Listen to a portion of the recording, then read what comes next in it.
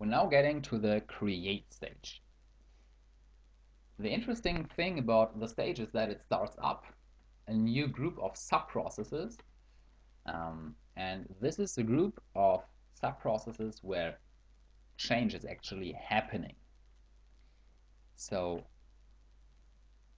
the goal of the create stage is to have a plan on how the change process is going to be implemented. Well, so what you want to have as an output in the end is written down action plan, how you can achieve the step that you defined in the stages before. So in the end, you want to have the VP's change cookbook. How you do this? It's kind of obvious. You just need a set of actions that is broken down into operational steps that a VP can delegate or can implement on his own in a limited amount of time. You need to plan them in a timeline so that the project is successful in the end. And of course, you need to define a KPI to measure if a step has been accomplished or not. This might sound very, very familiar to you because this is nothing else but the process of breaking down strategic planning.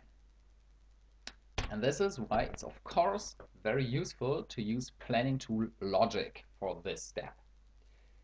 So normally in the creation stage, you will just go over the planning tool with your VP. Normally they already have their plan written down there from planning days, and you can just go over it and maybe refine the process plan together. There might also be the case that the change you're planning is not yet in the planning tool, then feel free to add it. The important thing to know at this point is that you might take decisions that mean a fundamental change to local strategy.